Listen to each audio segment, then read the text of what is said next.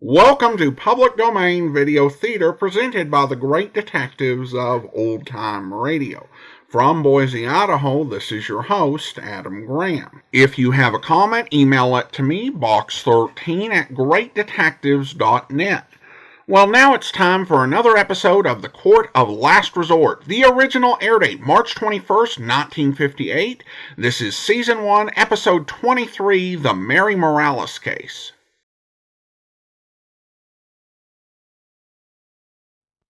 The place was a remote mountain town in Arizona. The date was September 10th, 1952. And the time, 3 p.m.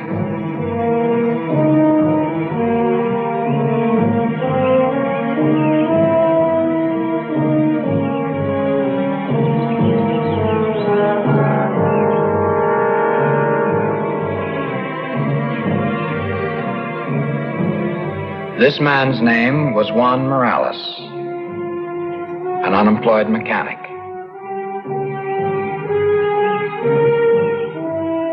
This woman was Mary Morales, Juan's wife.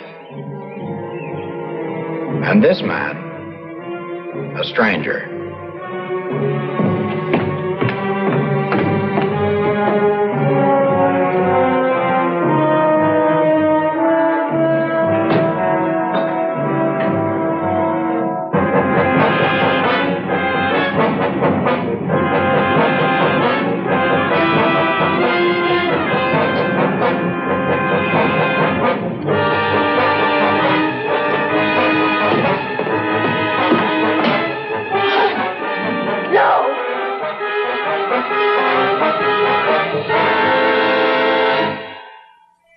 The charge was murder. The sentence, life. And this was the prisoner. Not Juan Morales, but his wife, Mary.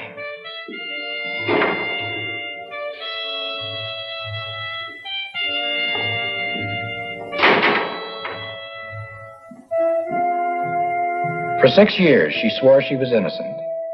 Her appeals did no good. The conviction stood, guilty of murder in the second degree. But was she? Was she guilty? And then she found a final hope. The Court of Last Resort is actually at work today, investigating cases throughout the United States.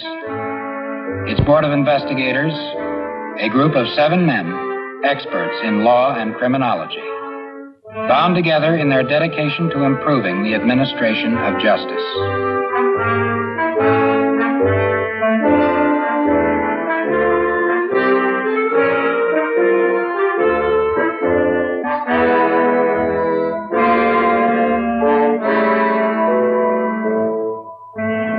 The Court of Last Resort had received a letter and a transcript of the trial of Mary Morales. The material had been sent by a newspaper publisher in a small Arizona town, a man named Stevens, who had become interested in her case. And what he had to say interested us. The court sent me, Sam Larson, to conduct an investigation. This one was a strange case. The way it happened. And especially the identity of the person who had been shot. First, I wanted to hear the story from Mary Morales. And you have come all the way from New York just to hear my story. It's strange. It's very strange. Why? For 6 years, not one person has come in here and asked me, how did it happen? What is the truth? Suppose you start at the beginning, Mrs. Morales. The beginning. Yes. We were just going to go through this little town. We had come from Texas, Laredo, where we were born. Juan, my husband, our little Manuel, and me. My husband, Juan, could get no work. His hands were ready, but no one would hire him. Why not? We are Mexicans. They are afraid if they gave us work that we would stay.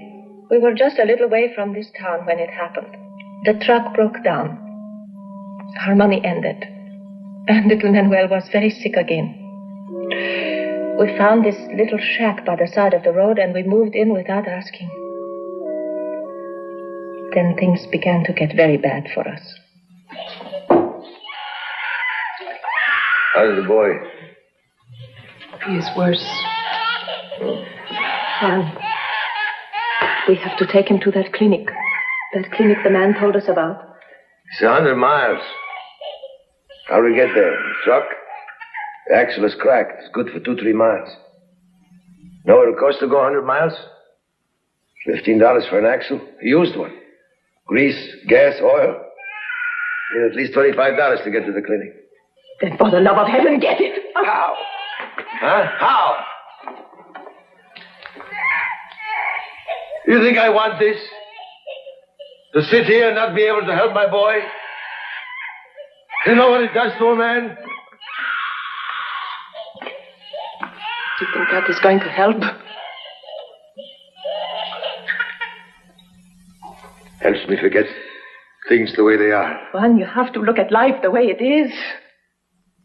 I'm tired of it, Maria. All my life, bad luck. For 2 years, my hand is no good. I thought, when it gets well, I will work again. Now I can work, nobody wants me. You are being a coward, Juan. Maria! I could understand when your hand was bad. Now that is over. Now you want a new kind of sickness. Stop accusing me! I do what I can. Tired of hearing you talk about it. You're tired of hearing me talk about it. Well, I am tired of saying it. Where are you going? I am going into town. What for? To beg. Beg. I could not bring myself to beg. Not yet. I needed courage. I thought perhaps if I could have a cup of coffee inside me, I would be able to do it. You ain't been through here in quite a while, Fred. Been driving the Ogden route lately.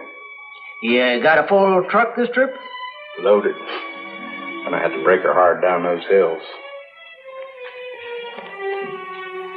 Here comes one of them tamales. Yeah, Mexicans. Don't have no use for 'em. Never did. They don't belong in this town. Coffee.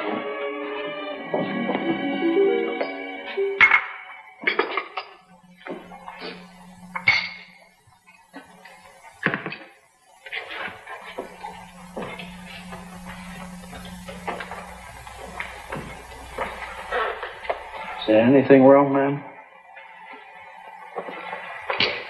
Oh, no, nothing. Well, it kind of looked like something. You're from New Mexico, aren't you? Texas. Laredo. Oh, is that so? I was born in Texas. That sort of makes us neighbors. Look, ma'am, don't get me wrong. I'm a married man and got 4 kids. I'm just passing through here. I know it's none of my business, but, you know, maybe you'd feel better if you'd talk it out. There's a table over here.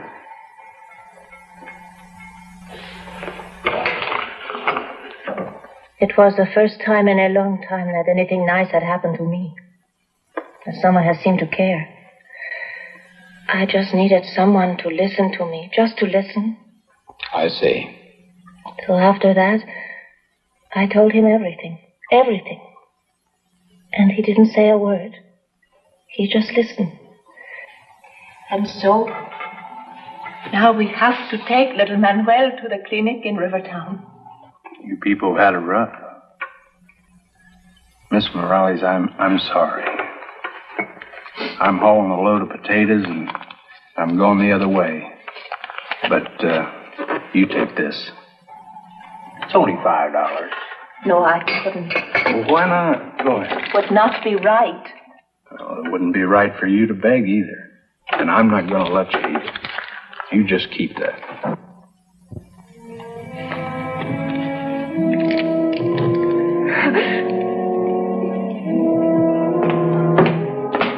What? Get up. No! Look, This isn't what it seems to be. I said get out. I said get out before I blow your head off.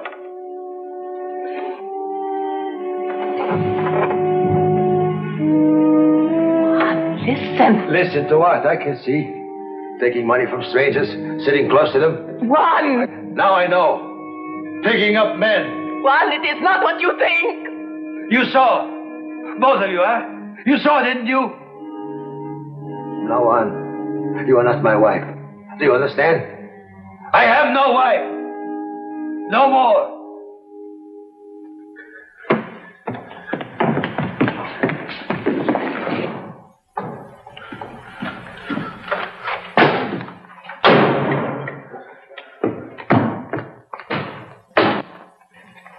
He had no right to speak to me that way. He had no right. I'll show him. I will scare him good. He will never do that to me again.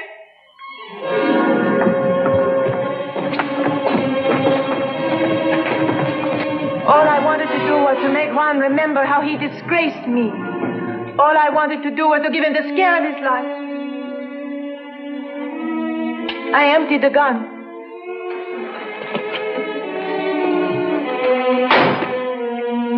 I said no credit. And for you especially, no credit. Just one drink. I swear I'll pay you back. No credit. Now get out of here. Juan! Maria. You should not have said those things to me, Juan. You should not have said such things. Put down the gun. You shamed me, Juan. Maria. I'm sorry. I didn't mean it. But give me the gun. You did. You know you did. Give it to me. Before you hurt yourself. Mrs. Carter.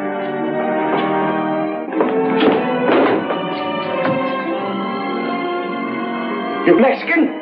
You killed her. No. I did not know.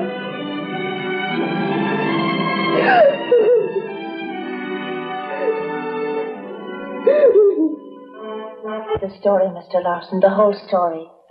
The truth. It was an accident. I did not mean to kill that poor woman. How did your husband happen to have a gun in the first place, Mrs. Morales? Well, he kept it in the car. Sometimes he would shoot an animal for us to eat. It was what you call automatic. I have seen Juan use it. I thought I knew how to use it, how to empty it. I did not know there was another bullet in that gun. You told them this at the trial? The trial. I tried to tell them, but there were witnesses, all against me. She knew the gun was loaded. Anybody could see that.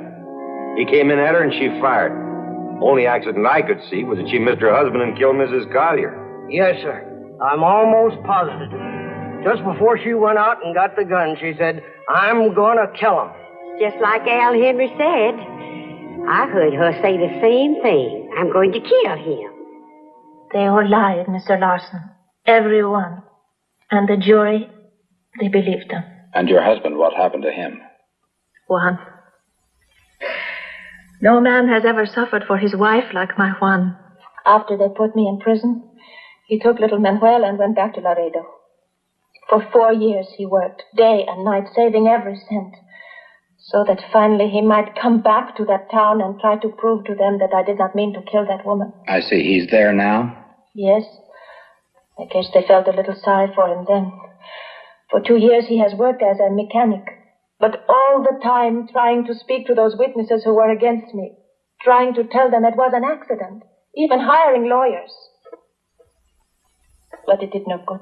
Well, what interested the court of last resort, Mrs. Morales, is that you were charged with murder instead of manslaughter, accidental killing. Do you know why? Ask them. Ask the people in that town. They lied about me. They sent me here.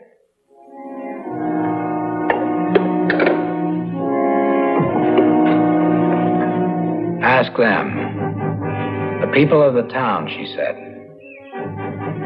Perhaps the place to start was with the man who knew them best, John Stevens, the publisher of the Weekly Guardian, and the man who had contacted the court of last resort.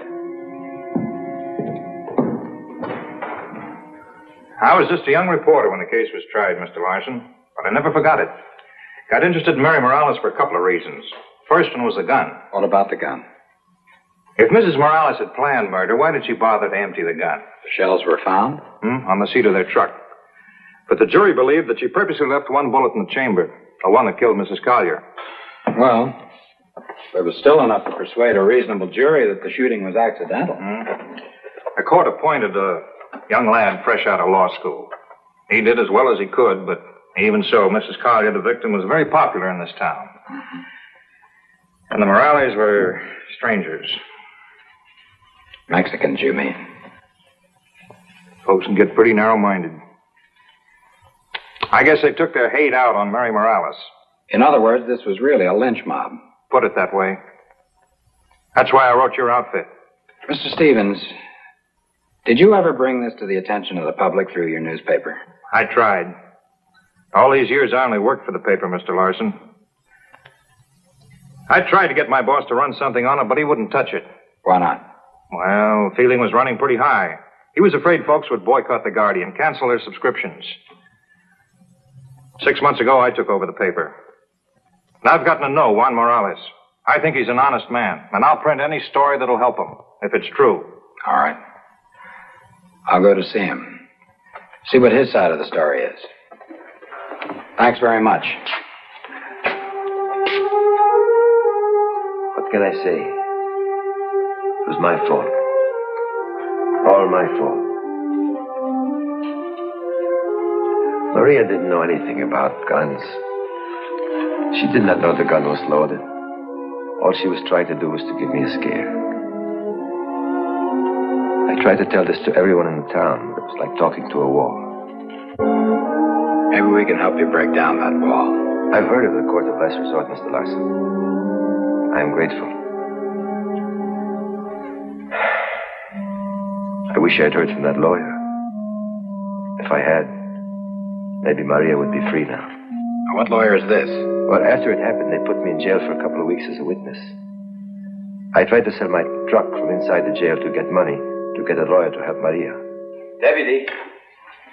Deputy. Now, what do you want? What is the name of that lawyer on Main Street near the post office? I saw the sign, but I don't remember the name. You mean Joe Andrews? Yeah, that one.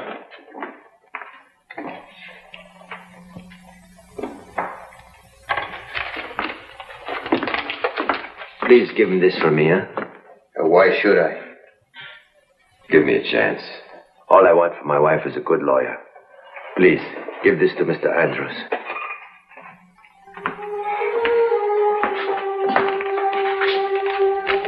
I never heard from that lawyer, Mr. Larson. He never answered my letter. Where can I find this man, Joe Andrews? 2 years ago, I came back here. First, I tried to see Mr. Andrews. I found that Mr. Andrews was dead. Oh. I never got a chance to find out why he never answered my letter. Do you know whether Joe Andrews ever got that letter, Mr. Whaley? Letter? What letter? The one Juan Morales says he gave to you to give Andrews. That bum can say anything he likes. It's his word against mine. Now, look, Larson, why don't you go on and get out of here? I'm a busy man. Why don't you tell him the truth, Clint? Well, what are you talking about? You know what I'm talking about. So, Bert, you keep your mouth shut. I've kept it shut for 6 years. I ain't gonna let you push me around anymore. If it wasn't for you, Mary Morales might have got a better deal. Now, if you don't tell the man the truth, I will. Well, Let's hear what he has to say, Whaley. Well, this Morales fellow gave Clint here a letter to Joe Andrews. A letter asking Andrews to act as lawyer for his wife. Clint never delivered it. He tore it up. I saw him do it. Well, why didn't you say or do something? It's kind of hard to swim against the tide. Nobody in this town would have raised a finger to help them Mexicans. I guess not me either. Well, it's been 6 years. Time sort of buries your conscience. I should have spoken up long ago. But I'm talking now. This was the first break in the wall, an admission that the barest essential of justice had been denied Mary and Juan Morales, that they had been refused their right to counsel of their own choice. The Weekly Guardian broke the story in banner headlines. The story ripped the town wide open, and this gave us the second break in the case. It revived the long-buried guilt of an entire town, an ugly wound which time had not healed. Then I started to hammer at the witnesses who had sent Mary Morales to prison. All right. She didn't pull the trigger. He grabbed her arm and the gun went off. What difference does it make? Then it was an accident. The shooting wasn't deliberate. I don't care what it was. Mrs. Collier's dead, isn't she? Look, mister, I told you. It sounded to me like she said, I'm going to kill him. I see. It sounded that way, but you're not sure. Well, there was a lot of excitement around. I thought that's what she said. But in court, you swore it, under oath. She meant to kill him. I saw her go after the gun. What difference does it make what she said? All I want is the truth, Mrs. Barnes. What did Mary Morales really say? It happened a long time ago. It's over and done with. I've nothing to say. Mr. Lawson, I'm an old woman. I have much longer to go. Perhaps you're right. Perhaps it is the time for the truth. A week later, John Stevens and I drove to the county seat to attend a meeting in the chambers of the judge who had tried the case against Mary Morales. And in short, Your Honor, my investigation shows that the deputy sheriff prevented Mr. and Mrs. Morales from contacting counsel of their own choice. And furthermore, these affidavits throw great doubt upon the truth of the testimony against her at the trial. Mr. Larson. Yes, sir. Personally, I wouldn't put too much stock in these affidavits. Well, they specifically state... I know, but that was 6 years ago. The witness's memory can get pretty foggy. I'll take the trial records against these affidavits anytime. But if the accused was denied counsel of her own choice? But the sheriff denied he tore up the letter. Juan Morales said that he gave him the letter to deliver. But does Morales' word count? He's an interested party. That makes it Bert Stiles' word against Clint Whaley's. Still, I might be impressed by the new evidence that Mr. Larson has unearthed. These affidavits tend to show that Mrs. Morales might have been guilty only of manslaughter. I agree, Your Honor, that if a person accidentally kills another, it isn't murder. But it is murder if she meant to kill her husband and fate sent the bullet into Mrs. Collier. And that's exactly what happened. I'm afraid I'll have to go along with the prosecutor on that point. Are you asking us to believe that she thought the gun was unloaded, that the killing itself was accidental?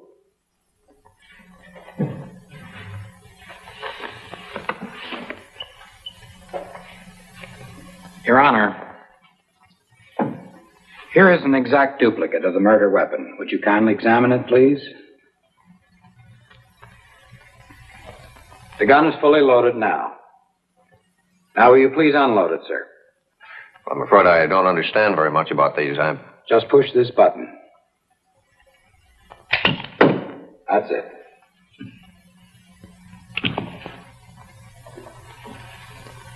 Now the gun is empty.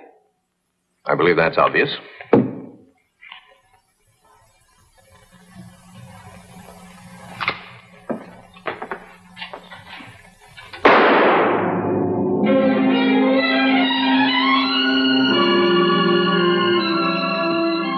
Mary Morales thought the gun was empty, too.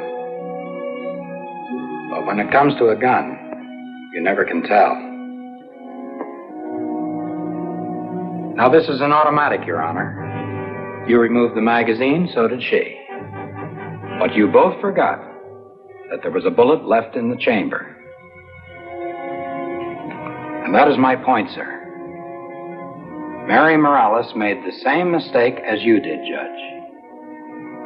A mistake that anyone could make. For 6 years, an entire town had lived in guilt. But now its conscience was aroused. And for Mary Morales, there will be a new trial and justice.